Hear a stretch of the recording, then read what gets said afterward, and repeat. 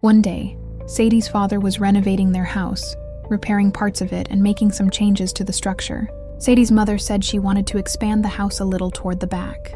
Before they bought the land, there had already been 2 wells there, one at the front of the property and one at the back.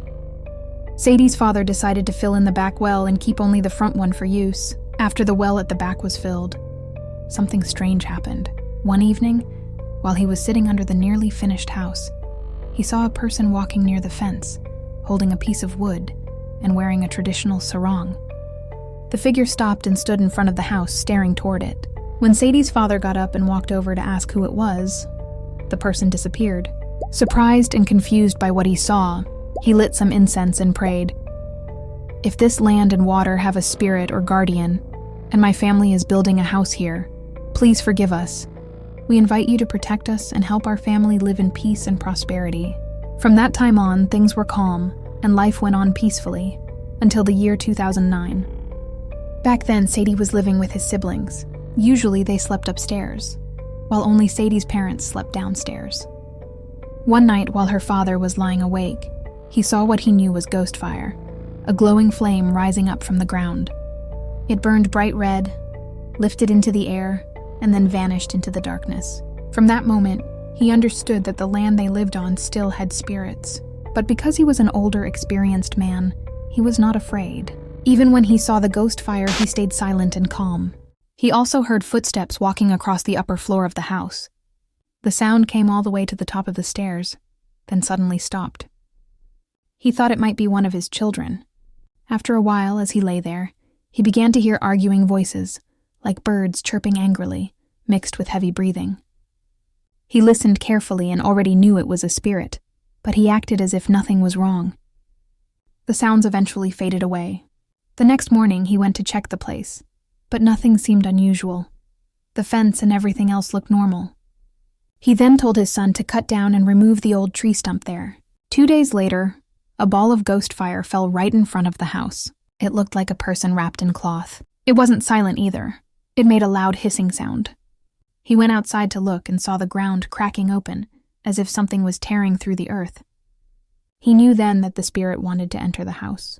He told his wife, "No matter what you hear, even if people sound like they are arguing,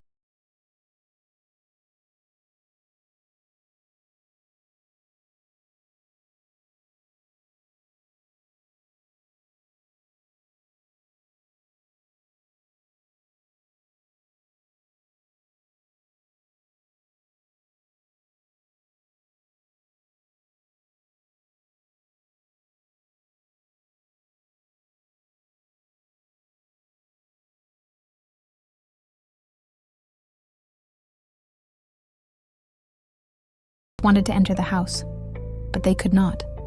The reason he knew the house spirit was fighting with them was because, when he looked toward the stairs, he saw only one single leg standing at the doorway. From that he understood. The house spirit was blocking the ghosts and refusing to let them in. He went back to sleep. About a month later, he told his wife they needed to fill in the well. At first she refused, but after he explained, she finally agreed. He told her that at night, he often saw something sitting at the well with its back turned, dangling its legs over the edge. If they didn't close the well, one day a child in the family might fall in. If they left it there, eventually someone would die there. They filled the well, but only one day later, while the family was sitting together, they suddenly heard a loud cracking sound. They rushed to look. A section of the house wall had collapsed. Everyone began to panic, wondering what had happened. But his father said, "This isn't the work of humans. Don't be curious and just look at the marks." They examined the wall and saw faint dragging marks, like loose soil being pulled outward from the center beam toward the wall. And that was what caused the wall to break. At that moment, he finally told his wife and children the truth. "There is a spirit that wants to live here, because we built our house on its land, right over the 2 wells. But thanks to the strong protection of the house spirit, the ghosts could not fully enter." He said that back when the house was newly built, thieves once came to rob homes in the area. They walked right past his house, but they did not see it, as if it were invisible to them. They robbed every house nearby except his. He still does not know whether to call that luck or fate, that they happened to build their home on that land. Afterward, he bought a large spirit shrine, Frafum, and placed it over the well site to suppress the presence there. Once the shrine was installed, they no longer saw ghosts. Instead, they began to see the guardian spirit. On holy days and during rainy weather, they sometimes saw a teenage boy of about 15 years old standing with his arms folded, shivering in the cold. On those nights, he would walk out from the shrine and wander toward the flower garden. They saw only his upper body, never his full figure. But he never harmed anyone in the family.